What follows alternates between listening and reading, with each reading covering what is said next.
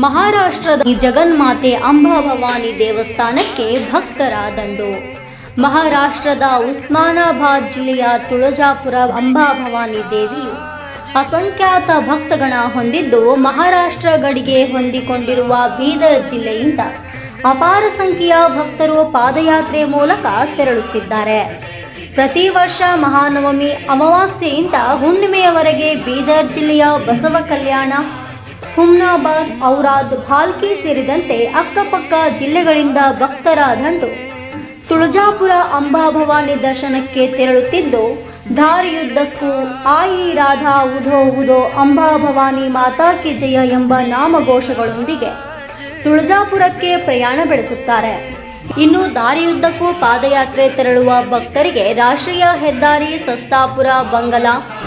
ಮಂಡಾಳ ಹೀಗೆ ಅಲ್ಲಲ್ಲಿ ಸ್ವಯಂ ಸೇವಕರು, ವಿವಿಧ ಸಂಘಟನೆಗಳು, ಹೆದ್ದಾರಿ ಪಕ್ಕದಲ್ಲಿರುವ ವ್ಯಾಪಾರಿಗಳು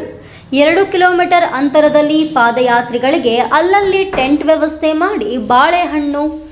ಚೂಡವ, ಉಪ್ಪಿಟ್ಟು, ಸೀರಾ, ಅನ್ನ, ಚಹಾ, ಬಿಸ್ಕಟ್, ಶುದ್ಧ ಕುಡಿ ಸದರಿ ಹಿಂದೂ ಸಹೃದಯಿಗಳ ಒಂದು ಯುವಕರ ಸಂಘದಿಂದ ವಿಶ್ವ ಹಿಂದೂ ಪರಿಷತ್ ಬಜರಂಗದಳದ ವತಿಯಿಂದ ಏನಪ್ಪ ಅಂತಂದರೆ ಈ ನಮ್ಮ ಬಸವ ಕಲ್ಯಾಣ ತಾಲೂಕಿನ ಮಂಡಳ ಕ್ರಾಸ್ ಹತ್ರ ಬೆಳಗ್ಗೆ 7 ಗಂಟೆಯಿಂದ ಉಪಹಾರ ವ್ಯವಸ್ಥೆ, ಮಧ್ಯಾಹ್ನದ ಊಟ ವ್ಯವಸ್ಥೆ ಮತ್ತು ರಾತ್ರಿ ಊಟ ವ್ಯವಸ್ಥೆನ ನಾವು ಸಹ ನಮ್ಮಿಂದ ಆಗುವಂಥ ಸೇವೆ ಇರಲಿ ಅಂತೇಳಿ ಈ ಒಂದು ಸೇವೆಯನ್ನು ಹಮ್ಮಿಕೊಂಡಿದ್ದೀವಿ.